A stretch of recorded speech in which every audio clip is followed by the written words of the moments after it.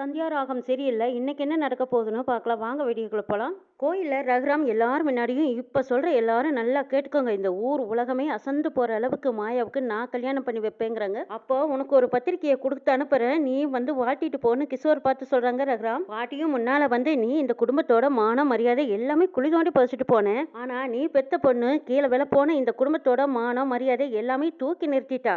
இவதான் இந்த குடும்பத்தோட கொலை விளக்குங்கிறாங்க பாட்டி. மாயா ஏன் இப்படி ஒரு முடிவு எடுத்தான்னு தெரியலையே. கடைசி வரைக்கும் அந்த மாப்பிள்ளை யாருன்னே தெரியாம போச்சேன்னு எல்லாரும் குழப்பத்தோட நிக்கிறாங்க. அப்பா மாயா நினைச்சதும் நடக்கல, நம்ம நினைச்சதும் நடக்கல. அப்ப மாயா வேற ஏதோ திட்டம் போட்டிருக்காப்பா அப்படிங்கிறாங்க சாரு. இது வரைக்கும் எதுவுமே நடக்கலையில, இதுக்கு மேல என்ன நடக்குதுன்னு நம்மள வேடிக்கை பார்ப்போங்கிறாங்க மகாலிங்கம். வந்தவங்க எல்லாருமே மன்னிச்சிடுங்க, சின்ன குழப்பம் நடந்து போச்சுன்னு எல்லாத்துக்கிட்டையும் மன்னிப்பு கேட்கறாங்க ரகுராம்.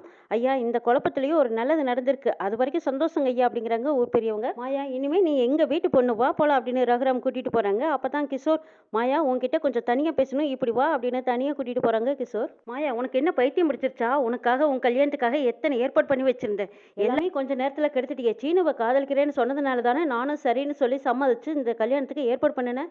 ஆனா நீ எல்லாத்தையும் ஒரே நிமிஷத்துல தூக்கி போட்டுட்டு எனக்கு கல்யாணம் வேண்டாம், பெரியப்பா கூட போறேன்னு சொல்ற. கிராமத்திலேயே பிறந்து கிராமத்திலேயே வளர்ந்தப்பதான் உங்க அம்மா தைரியமான ஒரு முடிவு எடுத்தா 21 வருஷத்துக்கு முன்னாடி. ஆனா நீ மாடர்ன் கண்ட்ரியில வளர்ந்துட்டு ஒரு சாதாரண கிராமத்துக்கு வந்ததுக்கு அப்புறம் கிராமத்து போய் நீ கல்யாணம் பண்ணிக்கிறேன்னு சொல்லிட்டு எனக்கு இந்த கல்யாணம் வேண்டாம்னு இப்படி ஒரு முட்டாள்தனமான முடிவு எடுத்திருக்கியே, இது எனக்கு சரியா ஏத்துக்கவே முடியலைங்கிறாங்க கிஷோர்.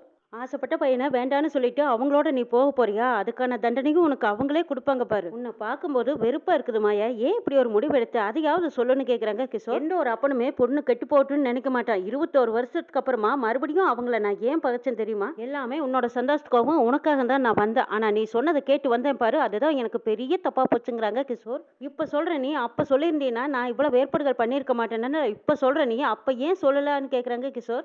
எல்லாரும் முன்னாடியும் என்னை அசிங்கப்படுத்திட்ட மாயா, காரணம் இல்லாத எதையும் செய்ய மாட்டேன். ஆனா அந்த காரணமும் நான் தெரிஞ்சுக்க விரும்பல, நீ என்கிட்ட சொல்லவும் வேண்டாம். இனிமே நீ என்னை அப்பான்னு கூப்பிடாதேன்னு சொல்லிட்டு கிஷோர் அங்கிருந்து கோவமா போயிடுறாங்க. மாயா தனியா நின்று அழுதுட்டு இருக்கிறாங்க. இதை பார்த்த ரகுராம் ஜானகியை போய் கூட்டிட்டு வா அப்படிங்கிறாங்க. ஜானகியும் சரின்ட்டு போறாங்க. மாயான்னு கூப்பிட்டதும் மாயா அப்படியே கண் கலங்கி கதறி பரிமா அப்படின்னு காலில் விழுந்து கதறி அழுதுகிட்டு இருக்கிறாங்க. மாயா எழுந்துரு, நீ ஏன் இப்படி அழுகிற? உனக்கு நீ எடுத்த முடிவு தப்புன்னு தெரிஞ்சு போச்சல்ல, தப்பு தெரிஞ்சுக்கிட்டவங்க மன்னிப்பு கேட்க வேண்டிய அவசியமே இல்லை, நீ அழுகாதீங்கிறாங்க. பெரியமா நான் இப்ப நடந்ததுக்கு மட்டும் நான் உங்ககிட்ட மன்னிப்பு கேட்கல, நான் வந்ததுல இருந்து நீங்க என்ன பொண்ணு மாதிரி பாத்துக்கிட்டீங்க பெரியமா. நான் தப்பு பண்ண போதெல்லாம் எனக்காக சப்போர்ட் பண்ணியிருக்கீங்க. அப்படிப்பட்ட மனசை நான் இப்பதான் சரியா புரிஞ்சுக்கிட்டேன் பெரியமா. என்ன மன்னிச்சிடுங்க பெரியமா. இவ்வளவு நாளா எங்க அம்மாவோட வாழ்க்கையை நீங்க தான் கெடுத்துட்டீங்கன்னு நான் நினைச்சிட்டு இருந்தேன். ஆனா இப்பதான் எனக்கு தெரியுது எங்க அம்மா தான் உங்களோட வாழ்க்கையை கெடுத்திருக்கிறாங்க பெரியமா.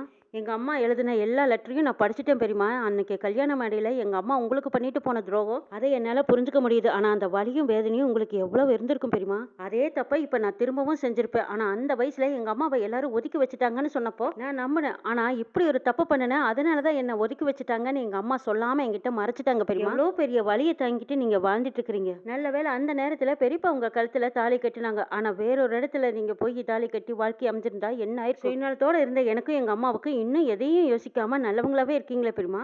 உங்க மனசு யாருக்குமே வராது பெரியமா. ஆனா அன்னைக்கு எங்க அம்மா பண்ணினது தப்பு. எங்க அம்மா கொடுத்த தண்டனை போதாதுன்னு நானும் உங்களை தண்டிச்சிருந்திருப்பேன்னு அழுகுறாங்க மாயா. நல்ல வேளை அதுக்கு முன்னாடியே உண்மை தெரிஞ்சிச்சு, நானும் அந்த தப்பை பண்ண மாட்டேன் பெரியமான்னு அழுகுறாங்க. சரி எல்லாம் தெரிஞ்சுக்கிட்டியோ, அழகாத மாயா அப்படிங்கிறாங்க ஜானகி. இல்ல பெரியமா, இந்த குடும்பத்தோட மானமா என்னோட சந்தோஷமானு நீங்க நினைச்சு பார்த்துட்டு எதுவுமே பேசாம அமைதியா இருந்துட்டீங்க.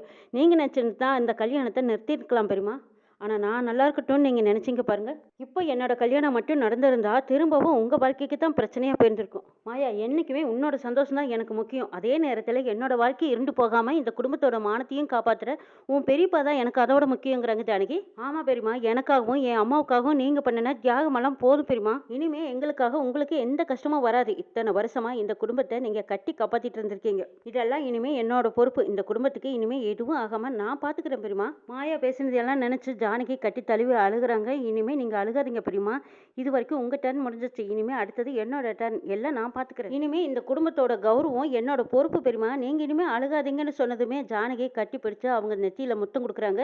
சரி வா மாயா அழுகாத, வா போலாம் அப்படின்னு கூட்டிட்டு போறாங்க. வீட்டுக்கு போனதும் மாயாவை வெளியே நிக்க சொல்றாங்க. தனத்தை போய் ஒரு தட்டு எடுத்துட்டு வந்து ஆரத்தி கரைச்சி எடுத்துட்டு வாங்குறாங்க. தனமும் சரின்னு போய் எடுத்துட்டு வராங்க. மாயா சீனுவை தேடுறாங்க. சீனு எங்க போயிட்டான்னு தெரியலையே, என் மேல கோவமா இருப்பான். சரி வரட்டும் பேசிக்கலாம்னு நினைச்சிட்டு இருக்கிறாங்க மாயா. பாட்டி மாயாவுக்கு ஆராத்தி எடுத்துட்டு இருக்கிறாங்க. பேசிக்கிறாங்க. இந்த பக்கமா பத்மாவும் பார்வதியும் பேசிக்கிறாங்க. ஆமா இவளுக்கு எதுக்கு இப்ப ஆரத்தி எடுத்துட்டு இருக்கிறாங்க?